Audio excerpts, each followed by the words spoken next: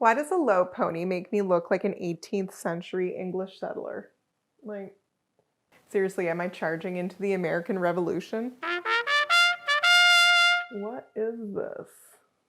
How do the Kardashians get away with this? I mean, other than their gorgeous faces and body. No. It's better.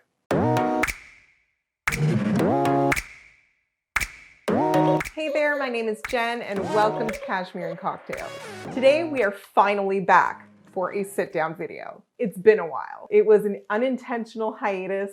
My camera broke, my new camera broke. It was sent off to Canon land to be repaired. We can discuss this in a completely different video if you'd like, but today we are talking about flat lay photography. If you've ever struggled with flat lay photography or you're just looking to improve on your flat lay photography skills, this video is for you. If you don't know what I'm referring to when I say flat lay photography, all that essentially means is an image that's taken above the subject. So from a bird's eye view, if you will.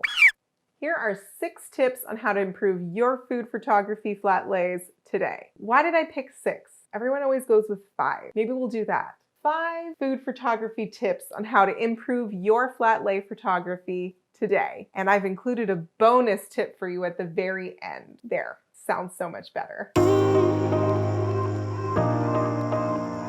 Tip number 1, use a tripod or a C-stand. With the help of a tripod or a C-stand, you can work hands-free to create your scene. By mounting your camera on a tripod or a C-stand, it also makes it possible to level your lens with the scene, and so you'll have less chance of a wonky looking image. And while that distortion can be fixed in post-production, I don't want to do that. I have a bunch of kids, a full-time job, and a business to run. I don't have time for that shit. I want my post-production to go as smoothly as it possibly can. This means that I have to live by the philosophy of shoot it right the first time. Highly recommend you try this too. Much better than trying to fix it in post. Tip number 2, backdrops. What you set your subject down onto is especially important in flat lay photography, since you'll be seeing so much of this backdrop in your image. I personally like to use a pretty neutral backdrop just to avoid taking the attention away from my subject. That's just a personal preference. I primarily shoot on vinyl backdrops just because I find they're very easy to store. I'm working in a small studio and so space is limited. I'm also basically crippled. I wake up most mornings aching all over and vinyl backdrops are not heavy. I don't know how it happened that I'm a 95-year-old trapped in a 37-year-old's body, but here we are. I go for light backdrops if I can. Tip number 3, shoot tethered. Shooting tethered will be an enormous use for you in flat lay photography, especially when it comes to styling your image. I actually did a whole video on the magic of shooting tethered, and I will link that video down below for you. I'll also find a way to include it in a box at one point, maybe at the end of the video. So be sure to check that video out, but just not right now. Finish this video first and then check out the other video. Yeah, so if you want to blow your food photography socks off, shoot tethered. Did that sentence make any sense to you? I don't know.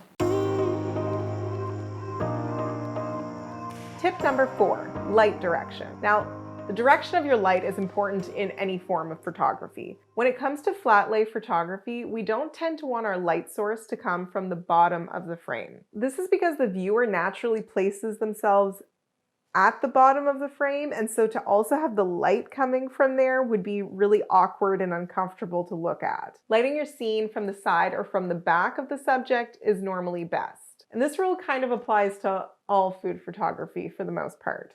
So. Tip number 5, depth of field. When shooting a flat lay, I tend to go for a wide depth of field and a narrow aperture. This should ensure that most of my scene is in focus. My happy place usually falls between f11 and f18, depending on what I'm shooting. Why is it dependent on what I'm shooting, you may ask? And even if you're not asking, I'm going to tell you. If my scene is overall the same level, I'll tend to want all of it in focus. However, if I'm shooting an image that has several different levels, I may go for a wider aperture so that some of it is blurred. So yeah, just depends on what I'm shooting. Tip number 6. Wait, we went with bonus, didn't we? Okay. Bonus tip, layers. Using layers is a great way to keep your image interesting. And by layers, I'm referring to plates, linens, forks, spoons, garnishes, whatever. These layers can help create dimension and help with your overall image composition. So that's it, everybody. I hope you enjoyed this video. If you did, please give this video a like and subscribe to my channel so that you never miss out on videos just like it. I would really like it if you subscribed because it helps me help you. Also, be sure to follow me on Instagram. I'm going to shamelessly plug this down below because that's where most of my food photography ends up. So if you like this type of content, we should be friends. Thank you so much. Bye-bye. You know, in all of my videos, toilets are constantly flushing. It's become a pet peeve of mine. I may need to add like a porta potty outside or something, like an outhouse. Like I can pretend that I'm going to live off the land and just put an outhouse back there and tell the kids that is where they need to go to the washroom. I'm kidding, but am I? Use a tripod. Oh, I'm tired. This is the mind of a person with chronic fatigue.